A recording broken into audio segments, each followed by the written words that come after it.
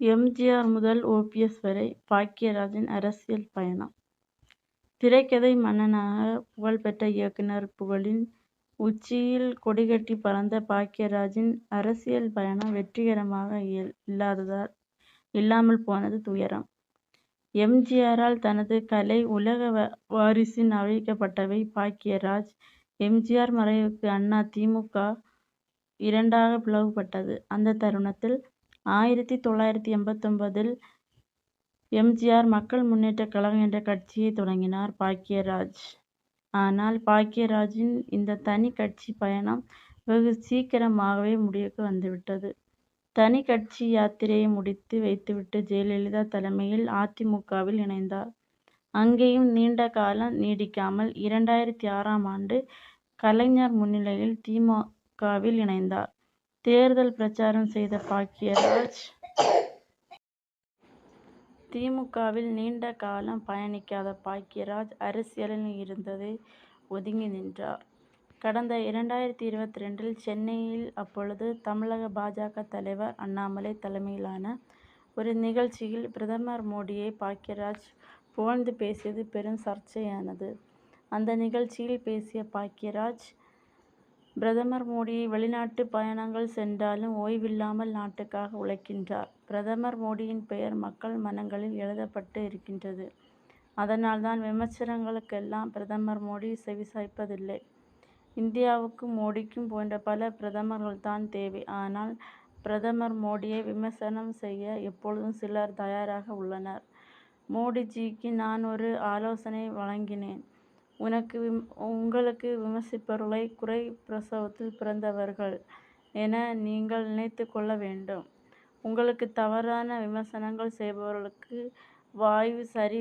வாயும் சரியாக இயங்கவில்லை, காதும் சரியாக கேட்கவில்லை என பேசியதால் கடுமையான விமர்சனங்களை எதிர்கொண்ட பாக்யராஜ் பின்னர் இந்த பேச்சுக்கு பாக்யராஜ் மன்னிப்பு கேட்டுக் கொண்டார். பாக்யராஜ் 2022 அ.தி.மு.க.வில் எடப்பாடி பழனிசாமி மற்றும் ஓ.பி.எஸ். இணைந்து பிரச்னை வெடித்த போது ஓ.பி.எஸ்.ஐ சந்தித்து பேசிய பாக்யராஜ், எடப்பாடி பழனிசாமியை சந்தித்து பேசி அ.தி.மு.க.வை ஒன்றிணைக்க முயற்சிப்போம் எனவும் தெரிவித்தார்.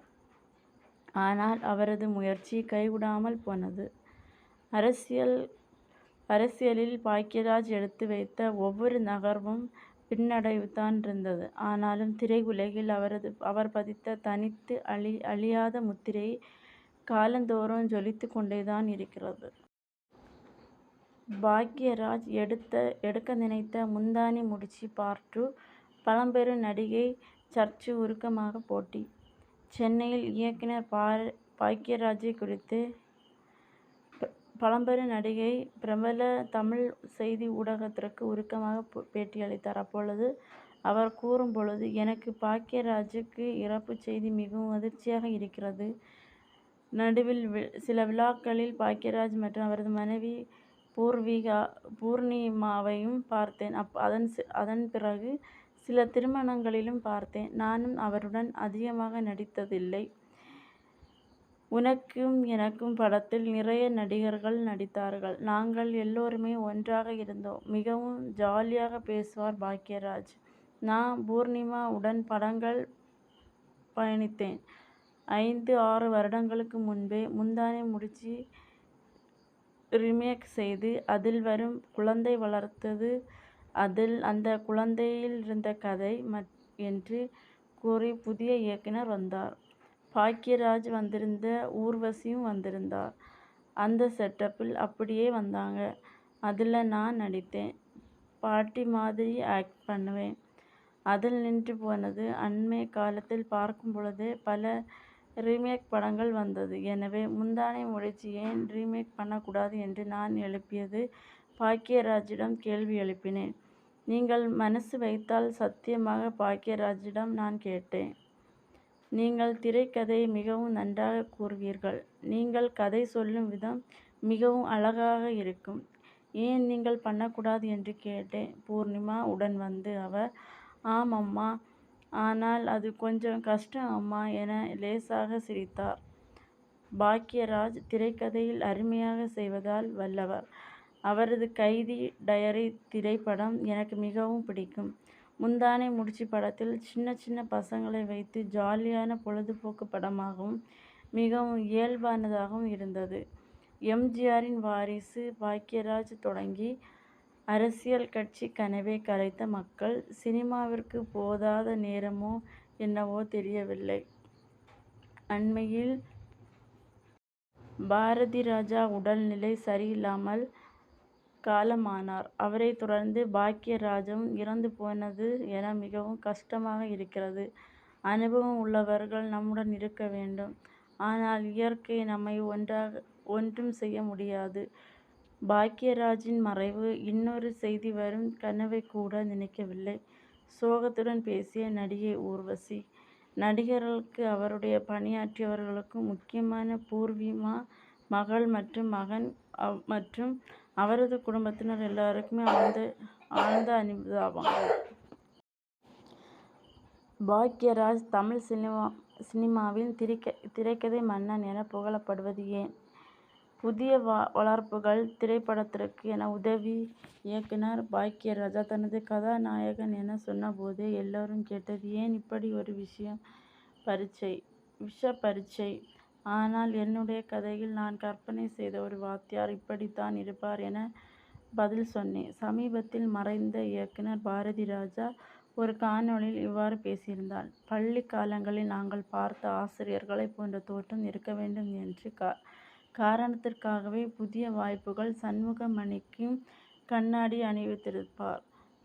பாரதி ராஜா பின்னணிகளில் அந்த கண்ணாடி பாக்யராஜின் அடையாளங்களில் ஒன்றாக மாறிப்போனது.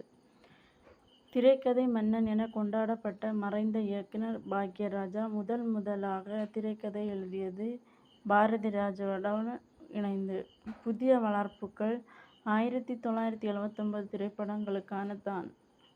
சிறந்த வசனங்களுக்கான தமிழ்நாடு அரசின் விருதுகள் அந்த திரைப்படத்திற்கான பாக்யராஜாவுக்கு கிடைத்தது. சாதாரண மனிதர்கள் ஹீரோவாக காட்டியது. பாக்யராஜின் திரைப்படங்களில் அவர் செய்த ஒரு புரட்சி என்பது சாதாரண மனிதர்களின் ஹீரோவாக காட்டியது. தூறல் நின்று போச்சு திரைப்படத்தின் பெண் பார்க்க செல்லும் கதாநாயகன் செல்லத்துரை உடன் தனது சம வயது நண்பனை அழைத்து செல்வான்.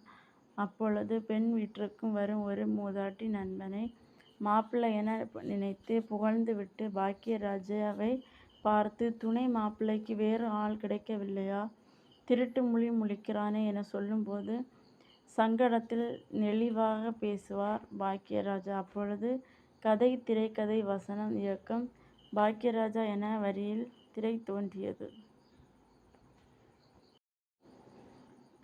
அதேபோல் சுந்தர காண்டம் திரைப்படத்தில் ஒரு முதியவர் மூட்டைகள் நிறைந்த ஒரு கையில் வண்டியை இழுக்க முடியாமல் திணற, நீங்கள் அப்படி ஓரமாக நில்லுங்கள், நான் எப்படி இழுக்கிறேன் என்று பாருங்கள் என பாக்யராஜா வாங்கி இழுக்க முடியாமல் அந்தரத்தில் தொங்கும்போது பாக்யராஜா பெயர் திரையில் தோன்றும். இப்படி அவரது திரைப்படங்களில் பாக்யராஜா என பெயர் தோன்றும் காட்சிகள் மிகவும் யதார்த்தமாகும்.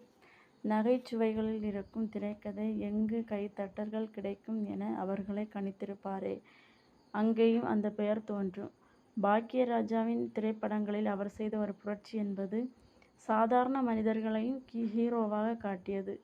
தாவணி கனவுகள் திரைப்படத்தில் தனது தங்கைகளுக்கு திருமணம் செய்து வைக்கும் போராடி ஒரு வேலையில்லா பட்டதாரி இளைஞன் முந்தானை முடிச்சு திரைப்படத்தின் மனைவியை இழுக்க கைக்குழந்தையோடு ஒரு புதிய ஊருக்கு வரும் ஆசிரியர் அந்த 7 நாட்களில் திரைப்படத்திற்கும் சினிமாவிற்கும் சாதிக்கும் ஆசையோடு கேரளாவில் இருந்து சென்னைக்கு வரும் ஒரு ஏழை இசைக்கலைஞர் என உதாரணங்கள் சொல்லலாம் என்கின்றார் இயக்குனர் திரைக்கதை ஆசிரியர் பாலா. நம்மளால் எளிதில் உள்வாங்கிக் கொள்ளக்கூடிய கதாபாத்திரங்களை அல்லது குறை உள்ளவர்கள்தான் அவரது படத்தின் ஹீரோக்கள், கதாநாயகன் எல்லாம் தெரிந்து அப்பாவிகளாக இருப்பான். சமயம் வரும்போது அவர்கள் புத்திசாலித்தனத்தையும் வீரத்தையும் வெளிப்படுத்துவார்கள்.